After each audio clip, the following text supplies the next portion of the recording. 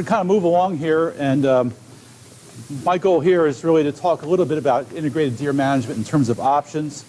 And you hear a little bit of repetition on some things, but I think it'll work to answering some questions. I'm going to kind of cover some of the non-lethal aspects of deer management options. And Brian's going to come back and talk about some of the population control issues and some of the things, focus on that a little bit. And then Jennifer Smith with Deer Busters is going to talk a little bit about some of the new things that are available in fencing, materials, and things like that.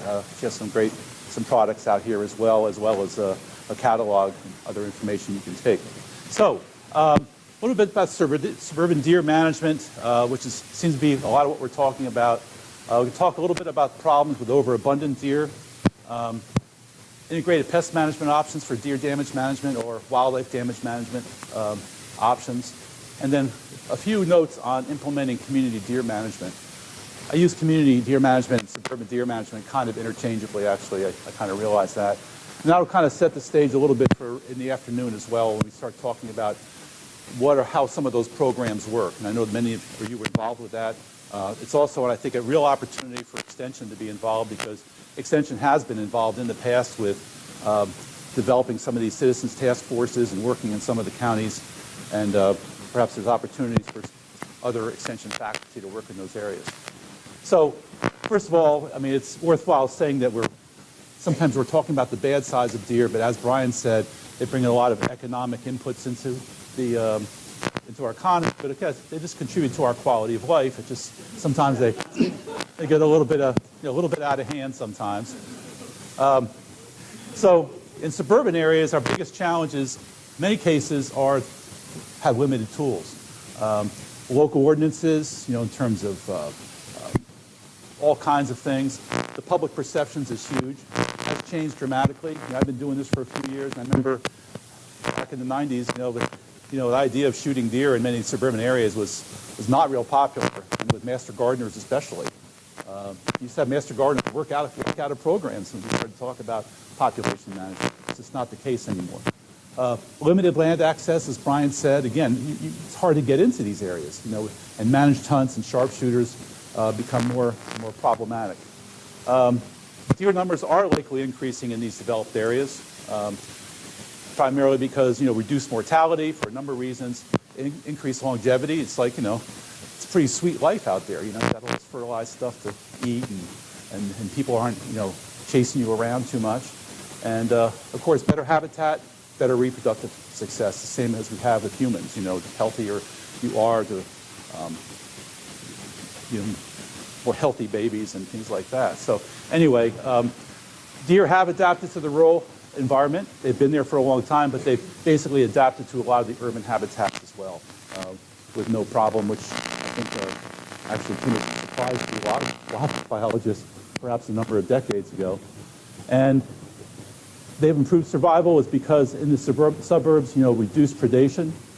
We don't have, the predators except for the automobile, or the human-induced mortality is basically absent pretty much. So it's a pretty sweet life there.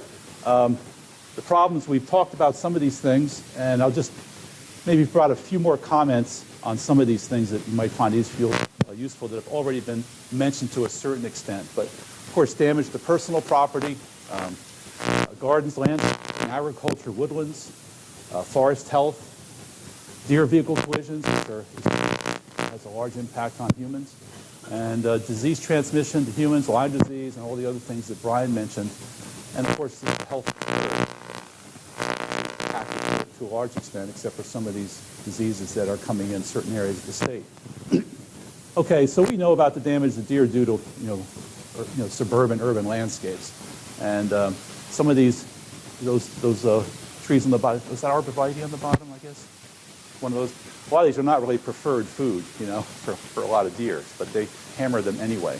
So, landscapes damage is a huge issue.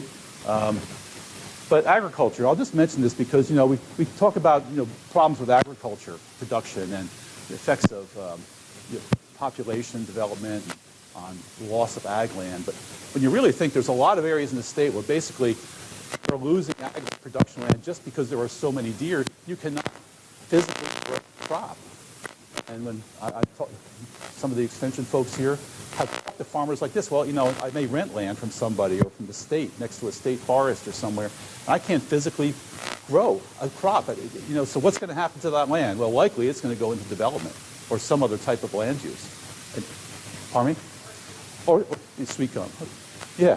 So the point is that it's going to be lost for agricultural production anyway, and just an indirect effect of deer damage, deer impacts. Of course, horticultural crops, you know, each of those trees may be, you know, worth $60, and it doesn't take too much to cause a large economic impact, which fencing and all those kinds of options that are higher cost make perfect sense for high-value horticultural operations, become very problematic for field crops and row crops because you can't afford the cost of fencing. So we'll talk a little bit about that as well.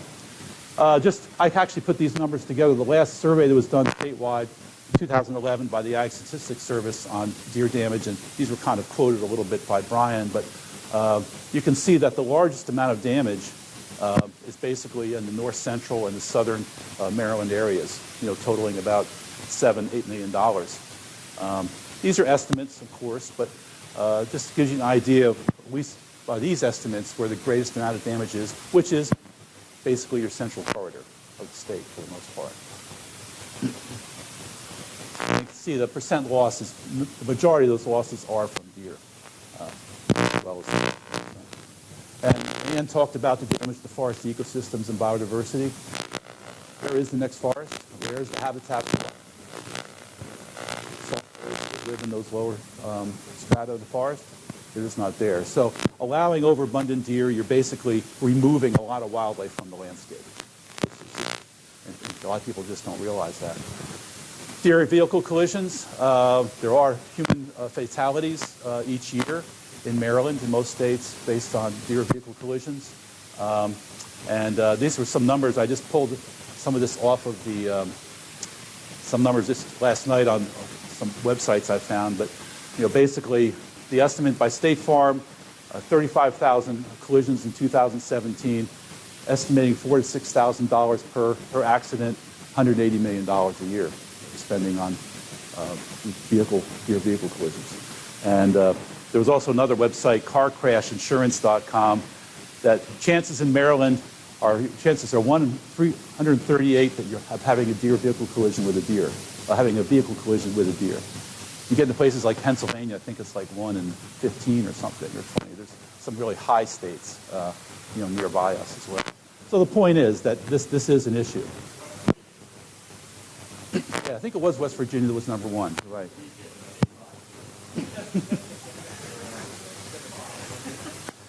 Of course, if you drive across Route 80 in Pennsylvania, it's like a killing zone. So, you know, it depends where you are. And the whole thing with the disease transmission to humans, it's been mentioned. We don't have to talk a lot here about Lyme disease, but there is an article in there. Jennifer Murrow with the Environmental Science and Technology Department at College Park is doing some research in Howard County, pulling off, you know, ticks off of, you know, small mammals and deer. And, you know, I think there's been some research done on this, but basically, you know, the deer tick needs a blood meal. It seems that deer are basically responsible for large part for transmitting deer or carrying deer into a lot of areas, but a lot of the small mammals are actually will actually keep them there and help them, you know, reproduce and things like that. So, of course, with all the deer running around and all the small mammals, and I know that I've seen research where they've actually drastically reduced deer herds and had minimal, in some cases, minimal effect on deer ticks. It takes a number of years for them to actually get them out of the population. So these 4 poster things that are in Howard County and some of the state or some of the county parks can be effective, and I'll have a few more words to say about that later on. And there is a fact sheet on the deer and deer ticks and deer. Just a few issues on deer population dynamics. Brian mentioned this, that, you know, one male can service a number of does. So, you know, by killing just bucks, you're really not influencing the deer population really much at all. That's why with the permits and things like that they hand out, if you really want to control deer, you need to you know, harvest large numbers of does for the most part. And, you know, twinning is pretty common. triplets occur, and many fawns are born or bred that first year they're born. So highly population. This was just a graphic I've used for a number of years to say that, let's say if you have a deer herd, it's 3-to-1 doe to buck, which is not unusual in some areas that are hunted. And let's say you have an enlightened hunting season where you remove half of the does and half of the bucks, 1.3 fawns, which is extremely, extremely conservative. But just for the sake of argument, what you end up with at the end of the time, at the end of next year, is basically the same number of deer you started out with. And of course, with the rates being higher, the reproduction rates being higher than that, the populations are basically increasing. And I'm not a professional wildlife biologist, but in talking with folks like Brian, they tell me in general, you probably need to harvest about 30 to 40% of the does just to maintain the population from one year to the next. Is that a reasonable number? And of course, that depends on the ratio of does to bucks. But so you can see how very easily in a lot of these suburban neighborhoods or areas that aren't hunted, there was one deer last year, there was 2 deer there last year. They start increasing every year. So it creates a lot of those problems. So absent significant mortality, deer numbers are going to increase. Deer-human conflicts increase. Public tolerance becomes reduced, and complaints increase. And that's basically what many of you are seeing in terms of calls, master gardener coordinators, and especially receiving from clientele, as well as others that are here. So how do we control deer? Well, I put together this graphic a number of years ago using some other sources, but there's basically 4 types of approaches for controlling deer. Population management, which Brian's going to talk about later, repellents and scare tactics, vegetation management, and fencing. Okay? And usually it's going to be some combination of these, which may change depending upon the circumstances and the results. But the important thing to realize here is that the 3 of those, fencing, repellents, and vegetation management, these are non-lethal options. What's the basic problem with deer? There's too many. Okay, so what these non-lethal options do is they push them from one place to another, but they don't solve the problem. So really, to deal with reducing the population, you're going to have to look at these population management options of typically traditional hunting or managed hunts or sharpshooters. And as mentioned, contraceptives are really not an option. So with that being said, let's look at vegetation management. Well, we have a fact sheet on preferred deer foods, things that they prefer over others. But the point was made here that, if there's enough deer pressure, they're going to eat everything. And I think that fact sheet divides them into 5 different categories, and by trees and shrubs and bulbs and things like that. But again, this is if you're working with developers and things like this or homeowners, and they're looking for recommendations on planting. If they're in a high deer pressure area, you don't want to recommend rhododendrons and azaleas unless they're going to protect these things with fencing. So, that's what that list is good for. If you're in an area where there's relatively deer pressure, it may have success. But in a lot of these areas, it's just not going to work. So, but it can be a guide. So these are some rarely damaged trees that are out there. So you can start to choose through some of these. The other thing I would mention as well is that for a lot of landowners that have more expansive areas of woodlands, one thing they can do in many cases is try to keep deer in existing wooded areas is to actually open up the canopy, create some early successional habitat, to keep deer into some of those natural forest areas so they're not foraging out as much through thinnings or things like that. And of course, one of the big complaints by a lot of hunters is that, well, come deer hunting season, the deer are all gone. And that's because they're going to areas where there's a lot of dense habitat, a lot of underbrush where they can hide. Well, if you have just forest with no understory, they're not going to stay on your property. So for a lot of hunters, property owners, using some combination of hunting as well as producing better deer habitat, that can be something that can work for some land. The DNR Forest Service can prepare forest stewardship plans for landowners, those larger acreage landowners. So let's look at repellents. There's a lot of them out there. The best way to look at repellents is to look at them as you would look at herbicides in some respects. What is the active ingredient? When you start looking at that, it takes away some of the confusion. So, for example, the things you do need to know about repellents is that they're all going to fail.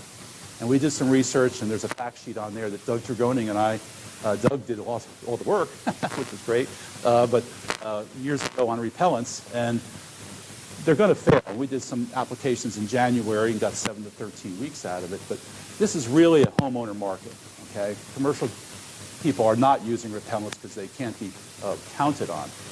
But they work by odor or taste, but if you really want to stop deer, you need about, I say 8 foot, you really need closer to 9 to 10 foot fence, to be sure. And you need to apply these repellents as deer are changing their habits, like in the fall and the spring. So when they come into that area, they basically say, oh, that smells, or that tastes nasty, and they go to your neighbor. There is some research from Virginia that if everybody uses repellents in the development, then they become ineffective because they're only going to go so far. Different areas, different results.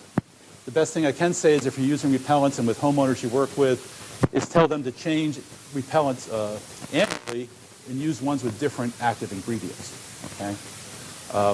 Because, the point is that deer are a long-term problem. Repellents is a short-term one, and but they can be effective. And this is basically the main active ingredients that you find in most repellents. The main one that's been around for years is basically putrescent egg-based ones. They're rotten eggs for the most part. And this is a recipe that works. There's a lot of repellents out there that use it. There's some that use a thyrum base, which is a fungicide. I wouldn't recommend those because I'm not sure why you want to spray fungicides on your trees and on your shrubs, because you need fungi in the soil. But it's a secondary impact, yeah. There's a number of them out there that use some edible animal proteins or fish emulsions. This stuff stinks pretty bad. They can be quite effective. They're basically meat renderings or fish renderings, from processed plants. Grind them up and put them in some type of a emulsion. You spray it on it with a sprayer. They do stink. I will tell you, they do stink, but they do work.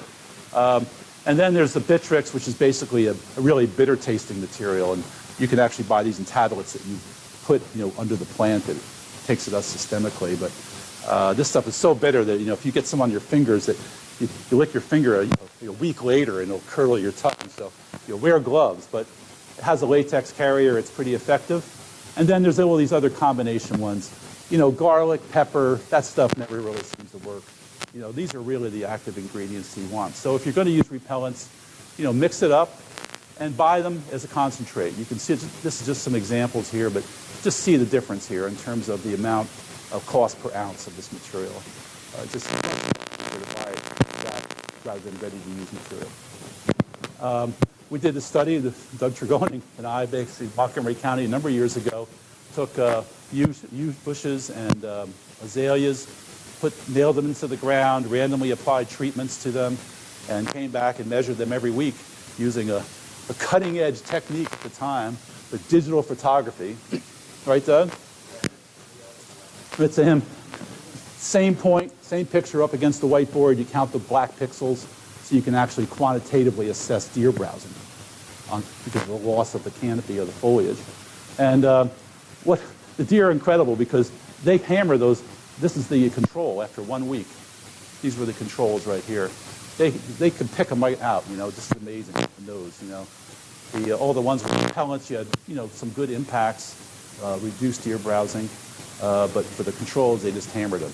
So the point is that we found repellents did work. I'm not going to go into a lot of the details here. You can look at the fact sheet, but just to say over 3 years, the ones that were untreated had much higher levels of browse than those that didn't. And the reason that the levels were higher really just depended on the winter weather. This was an extremely warm winter. I mean, we had grass, there was grass growing in Montgomery County in January, as I remember. Compare that with the 2000, which was a much severe, harder winter. So we did this research with kind of in combination with Cornell, and we found that basically up north, repellents were useless.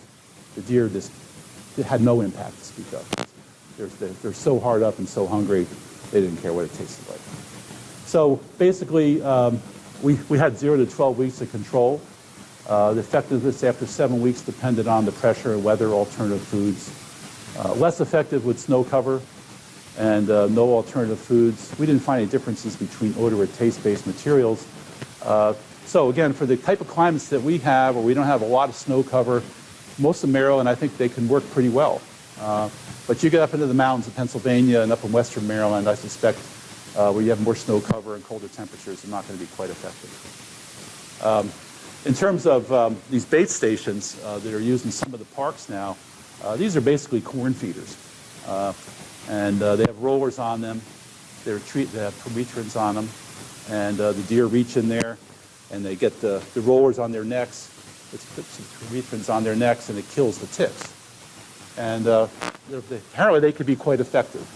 And Jennifer Morrow, I know with the Department of the University of Maryland, is doing some research in Howard County with these and some small mammals as well. But these can be quite effective. This is an example before treatment and after. So, these could be pretty good. The thing is, they cost a lot of money to maintain. So, one bait station, a gallon of permethrin is about $800. And, if you figure you have 40 deer that you're feeding every day, these are just numbers, but just look at this. $10 per day, you're pushing $3,500 a year to maintain these things.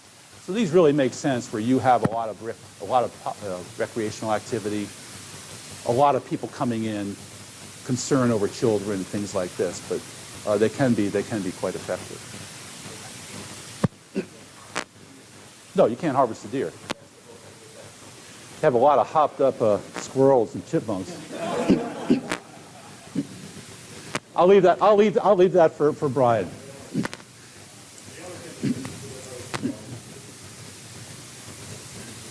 Yeah, so you're drawing in more deer.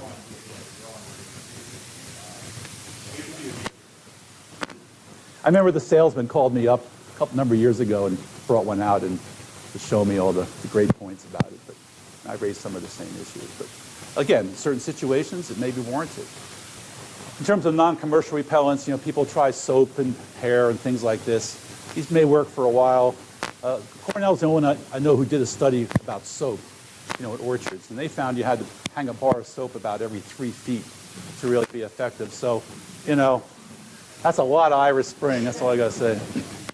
And there's all kinds of what I call snake oil out there. That these things, deer habituate to these things very quickly. Dog in a box, motion detectors on a hose, ultrasonic things with a motion detector.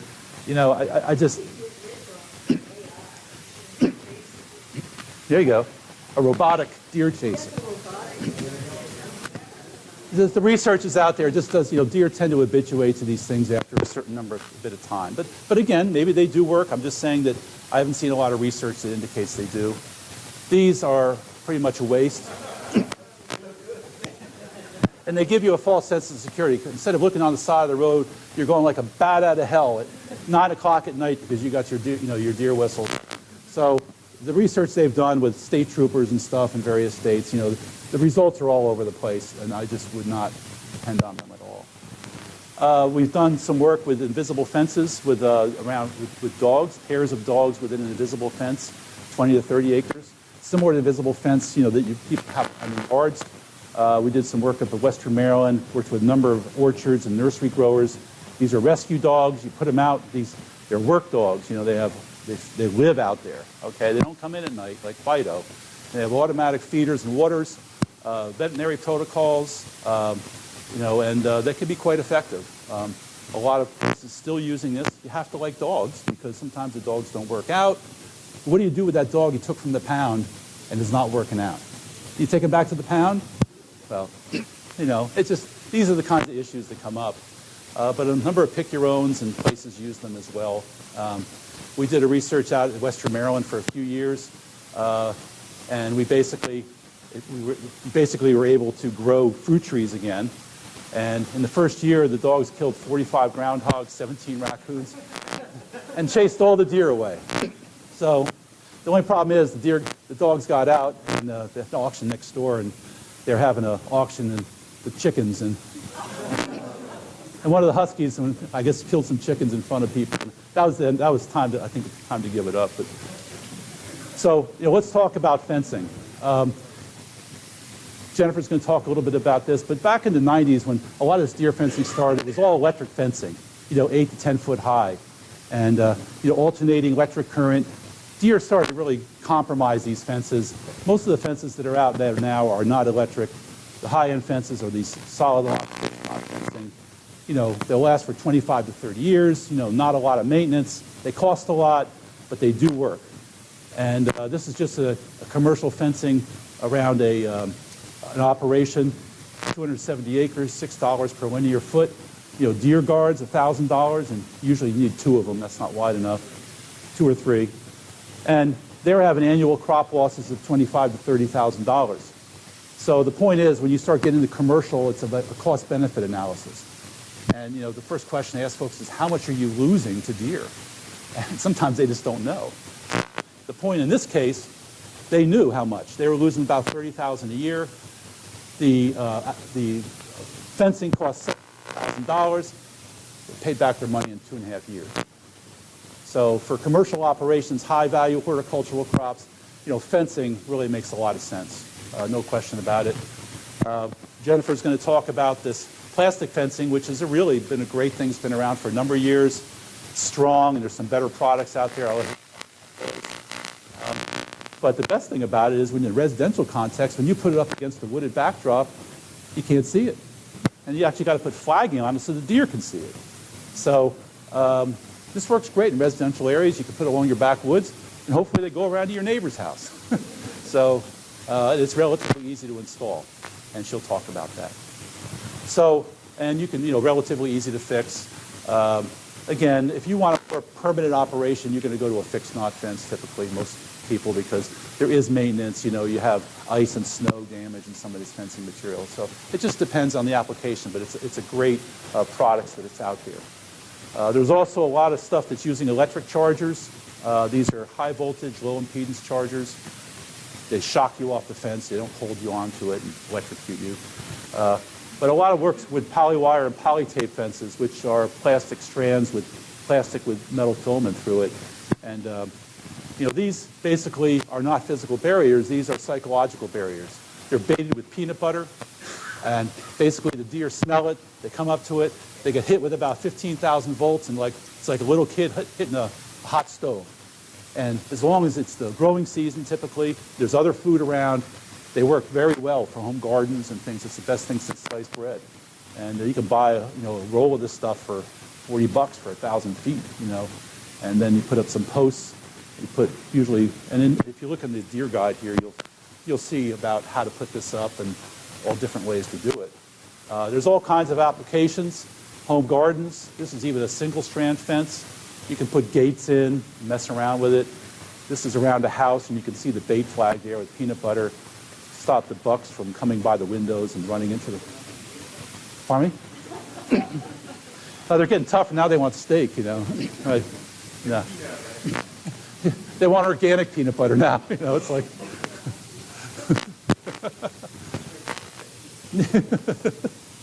I mean, it's... some people, Christmas tree operators, put it out, you know, starting in the fall to keep the bucks from roaming around inside here.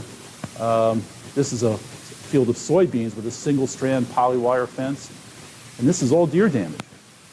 And the deer could jump over there, but again, you know, if they know that they can get over, then you have to take it down and retrain them. You're basically training them to this fence. It works pretty well. This is another alteration. It's basically a double-strand fence. It's kind of a area in between. It kind of messes up their depth perception. Of course, then you got a whole issue with vegetation there that you have to control. The point is, this is some type of, you know, psychological barrier fencing that does work. This is the Achilles heel, because the reason it works is when they touch the fence through their nose, which is one of the few places that isn't insulated, right? You get a shock that goes through their hoods into the ground, but you know, snow is an insulator. So that's why when you get a lot of snow cover, you know, these fences typically in the wintertime are not real effective. You know, we've tried around tree plantations in the past, and it's really more best a summer thing. And it works pretty well because there's other sources of food out there for them to go to. They don't want to get shocked at 15,000 volts. Okay? So, and this is just some costs of different types of fencing, and you can see the higher woven wire fences, and I think you probably have your graphic is probably more accurate than mine. This is an old numbers. So population management, I'm going to leave up to Brian. to talk about. But the basic fact is the most economical and practical method of deer population regulation is hunting in one form or another. So in terms of just a few notes about community-based deer management, this is where you need more flexibility, where you have this issue with people and everything else, where traditional management methods are not necessarily an option. You have to go to managed hunts and sharpshooters and things like this. And this is, trying to get community consensus. You can't do these types of operations, and we'll hear about this afternoon, with managed hunts and things like that, unless you get people to come into consensus. And it's very difficult. Public meetings are a waste of time when it comes to, dealing with whether you want to have public hunting. It just becomes a slugfest. So the best approaches that have worked are what's called like citizen task forces, and that was done in Montgomery and Howard County, where you get stakeholders that represent people that represent various stakeholder groups. You bring them in, you educate them, you do some survey, and you basically come up with a report or what are the most viable options. And you get your local politicians to buy into it. And that's what we'll kind of hear about later today. But this is a long-term problem. It's going to take a while to get populations down in some of these suburban areas. It's going to take an ongoing effort, and you need information.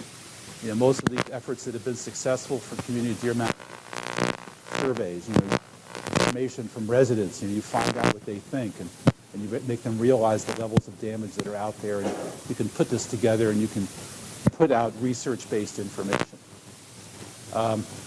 And I'm just going to, these are some of the one thing I'll just mention is that one thing I have seen is that it's really important if you're going to do this type of an effort, and I know they did this in Howard, Montgomery County, and some of the other places, is you have to get your local politicians to buy into it, to say that, okay, we sanction this effort, and that we're going to act on the recommendations of this committee. Otherwise, it's just another report. Oh yeah, you guys did a report, great. But you get them to buy into this. Yeah, we're going to do something about that. And that's an important aspect of it. So, we'll hear about a little bit about this a little bit later. But these are just some of these are the reports, and these are relatively old, but these programs are still ongoing because the residents want it, and the county have actually put funds into this to support it over the years. And county residents actually see the result of this in terms of reductions in deer damage in the crops, and as well as deer vehicle collision. So I'll just say that all the stuff that you see in terms of our fact sheets and other types of recordings are on our website here, extension.umd.edu/Woodland. So encourage you to go there and look at the things that are there. I provided you written copies of a lot of them, which I said I usually don't do, but I thought this case would be useful. And our wildlife and heritage also, these are some other materials that are out there. And again, these PowerPoints will be made available so that there's a number of things that are out there, resources.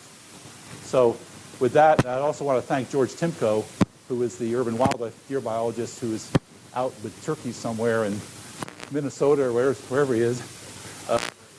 Okay, but he is the urban deer biologist. He is the one basically that I know will go in and talk with a lot of communities and make presentations and provide them information resources and stuff they can do. So I would encourage you maybe to, have their contact information. Is that reasonable?